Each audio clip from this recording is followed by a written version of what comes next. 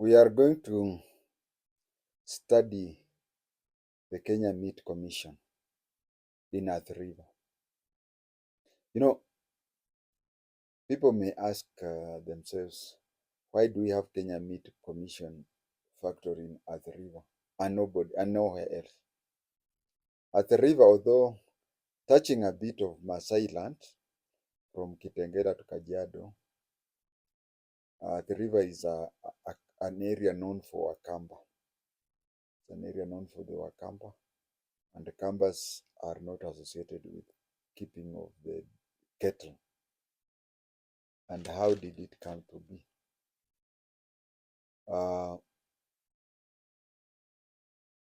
There's a company that came to start a factory in Athi River. They started what today we call it Kenya Meat Commission. Now this company was to start meat production, mass production. The company was called Libix, yeah, to start large-scale meat production. But there were two problems during that time.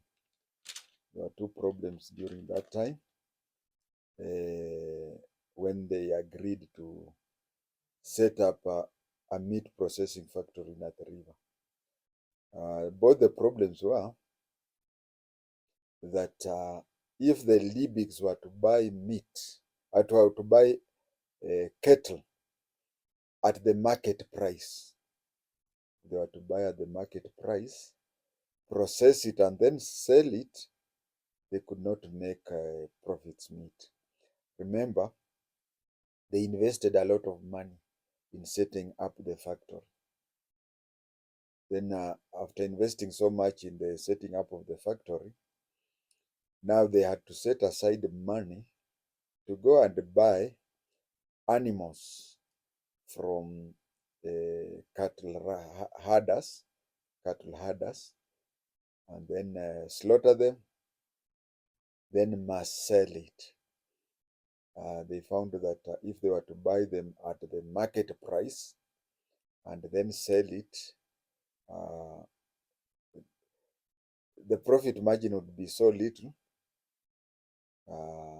so they felt they could not do that. Another issue again was, even if they agreed at the market price, because they wanted cattle at a lower price than the market price, and even if they would have gotten the cattle at the price, at the market price, the demand and supply would not have. You see, you could place it at that price, and then maybe you need 1,000 cattle per day. I'm only giving an example.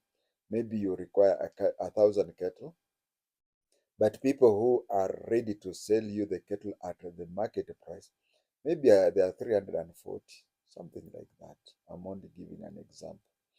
So you'd find that in both ways, a Libic company was suffering because it could not get the cattle at the price it wanted, and again it could not get the equal number of cattle to be slaughtered as per the volume that the factory needed. So they turned to the colonial government for assistance, for a way out. And then the colonial government came up with a theory, stories that we say that they are stranger than fiction, stories that we can say they are strangers than fiction, out of this world. They told they were AKAMBAs. Now, if you ask me why did they go south to the Maasais and whatever, there are some stories that just will die with the with those people who are there. They didn't tell whatever. But I think the factory was properly placed at the river because of the rail line. So if it were to be taken to Kajiado, again the price, the cost of bringing it from Kajiado to maybe the rail line would also be expensive. Anyway, that is my estimation. So they went and talked to the colonial government, where they said that they had this problem of getting enough cattle and also buying them at a good price. The colonial government came up with a theory. You see, when the government wants to cheat, it will cheat. It has all the facts. How can you prove it will be that? You can go and riot, you can go and strike and say whatever you want. When you have said whatever you want, the government will come up, like recently when we had the GNC, the government agreed not to go on with the finance bill. And then they used that opportunity to cut a lot of things to cut the financing of a lot of things by saying that since GNC had said that, so that is how the government operates. There is even a time when Kenya National Human Rights Commission, which is funded by the taxpayer, started pinpointing the human rights activities of the government. That was, I think, the time when the presidential election was repeated. It was repeated. So when the general election, so then the presidential election was repeated, that is between Raila and Uhuru. Uh, the government, Uhuru Ruto government knew that it is Kenya National Human Rights, which is funded by taxpayer, which was financing for that. What they did is after the repeat of the election, they drastically cut, the budget to Kenya National Human Rights activities by telling them that, we didn't expect to have a rerun for the presidential election. So we had to get some money somewhere, and you are among the people who we are going to deduct. So the government, when they want to play around with figures, they'll play around with figures. So during that time, the colonial government went round and told the Wakambas that there is, I don't know, sickness of the cattle, Mara, if the animals are overgrazing, you see the grass will not be there, and the grass assists in soil erosion and so on and so forth. And so they told the Wakambas that you are only allowed to keep a number of cattle per household. They say that the campers are supposed to keep only four cattle per household. If you have 5 or more, the excess would be confiscated by the government so as to let a lot of animals would overgraze, and when they overgraze, there will be the question of soil erosion. And if there is soil erosion, this is what I've just said. For those of you who always say that I get out of the story I was giving a few minutes ago is the story where you find that the government can cook up figures and come up with any stories and whatever. So here's the story where they came up with a story where they were saying that overgrazing, and 2,500 cattle were rounded up. They were rounded up, 2,500 cattle of the Wakamba. They were to be delivered to Liebig's company, who was starting up at a meat factory in Athi River. The Kambas from all over Ukambani, were annoyed. They were not happy about it. So they organized themselves. From all over Ukambani. Now, when you talk of all over Ukambani, just imagine from Mutito Andei all the way to kwa kina Kalonzo Musyoka, kunaitwaje, and just along Tana River before you cross into Siekuru. Imagine all Kambas from Siekuru all the way to Mutito Andei. They converged, and went to Nairobi. There was a mzee those days. Now mzee of that time. There was an old man who was called Musyoka wa Mutava, wa Mavata. Musyoka wa Mavata. He had a hundred cattle, 100 of them. They were all confiscated. They didn't even leave him with 4. They were all confiscated, and he died of shock. Imagine having 100 cattle and suddenly you have none. Now, what they used to do is that after confiscating that, they decide what to pay you. What to pay you. Now, you find that uh, that is how they killed two birds with the same stone. That is, they bought, yeah, they bought animals at the price they wanted and handed it over to Libby to start to take it to the factory. So Libby got the animals cheaply, the cattle cheaply. That was the intention. That was the intention, but I will come to that. The animals never reached him, but that is what was the intention. With the death of this elderly man, Musyoka wa Mavata, Wakambas organized themselves all the way from. There is this place next to past Thika on your way to. There is Wakamba inside Murang'a County, all the way to Shekuru, all the way to Mutitande. They organized themselves and demanded that the governor, the then governor, addresses them in Machakos. They wanted him to address them in Machakos. That was in 1938. The governor then was called Robert Brook Poffen. Robert Brook Poffen. Now the governor saw that he's the one who had ordered that. You know, he had ordered that, knowing that the money that Libby could get from slaughtering those 2,500 cattle would be a good start for his cattle slaughtering business. That is what he had thought. And so when they wanted him to go, and when they wanted the governor to go and address them at Machakos, why Machakos?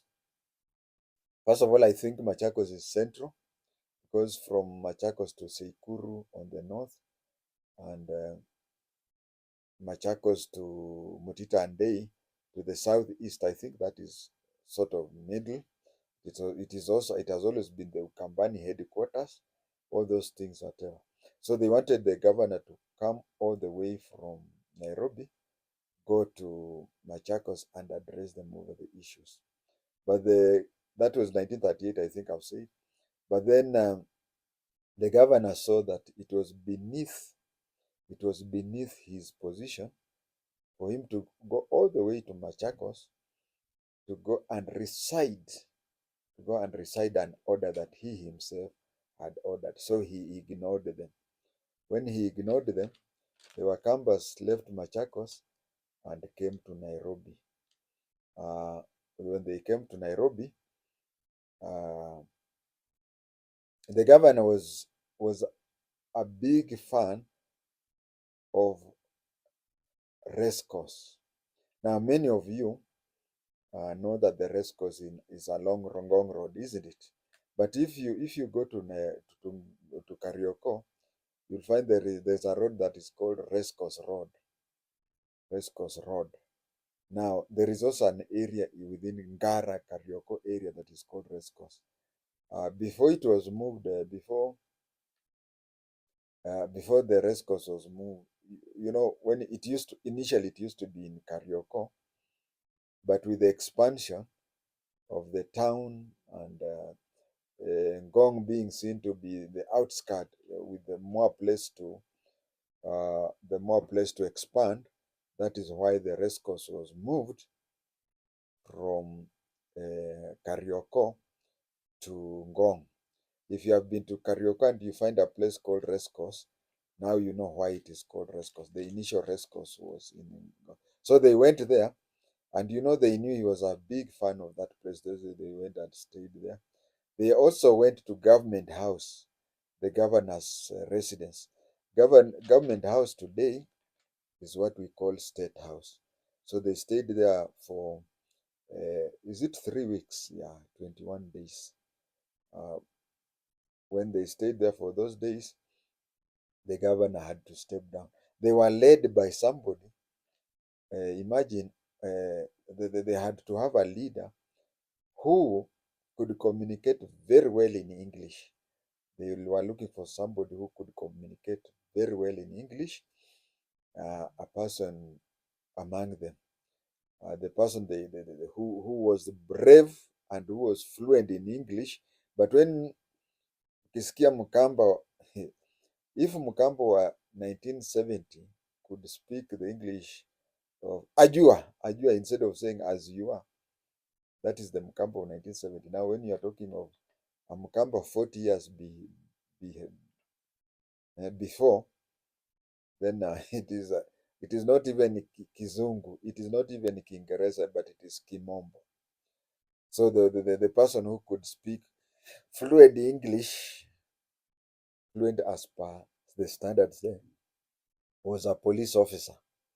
Was a police officer who was called Mwingi Mbingu. He knew the English and he was brave. So he's the one who took those people to, he's the person who took them to a government house. He's the one who took them to government house and said what they needed to say. Now you hear his name is Mwingi Mbingu. For those of you who move around the CBD Nairobi, there is a road called Mwingi Mbingu. Mwingi Mbingu was a Mukamba, not even an Indian. But when he was born, around that time, I think his name was, he had a, is it Mutava or something? But he was born around the time when Indians were first seen in Ukambani. He was born around the time when Indians were seen at the first time. So in some African tribes or traditions, when something happens, then whoever is born during that time is given a name consumerative with the event of that time. That is why you find people called Panyako. Panyako are people who are born when African soldiers had gone to Bangkok. When they had gone to Bangkok. So Kenyans could not pronounce Bangkok, they said Banyako. And if you have heard somebody called Burudi, like Burudi Nabwera, Burudi Nabwera was born when the railroad was being moved from, the initial rail was after Nakuru, it turned left, it turned southwards and went to Kisumu. But later on, it was taken from Nakuru all the way to Eldoret, Webuye, Bungoma into Uganda. So when they were blowing those baruti, explosives in Swahili or in Bantu is called baruti.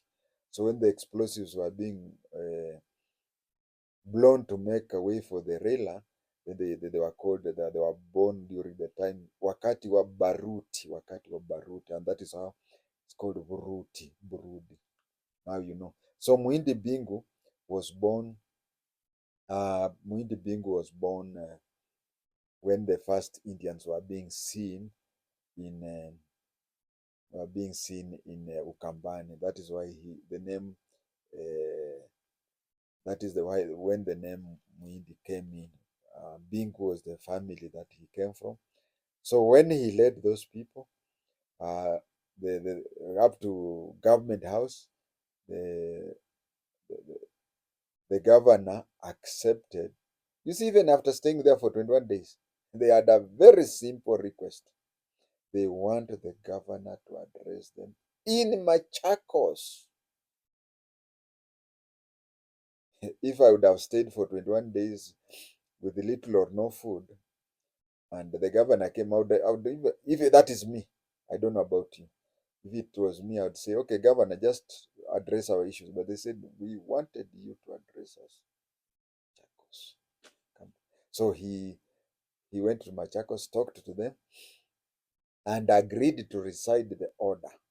And the cattle were returned to the people, and people were very happy about it. And they were happy about it.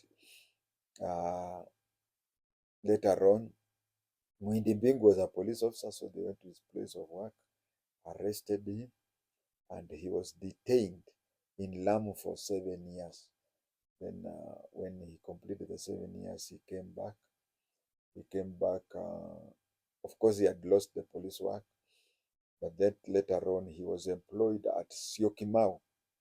He was employed in Syokimau as in charge of security of a certain plantation there, and he became so bad. You see, there's a Swahili song that says, ulianza na roho, maliza na roho. Uh, it is really bad for you to start a struggle as a hero, and then on the 11th hour, you become a villain. Become a villain. Those of you who watch WWE can see a person like John Cena. For over 25 years, he has been, but he, in the last year of his services, he has spoiled his history. So, Mwingi was in charge of a size of plantation in Syokimau, and he really punished the AKAMBAs. Viewers, that is what I wanted to say. How Kenya Meat Commission started in Athi River. Thank you and God bless you.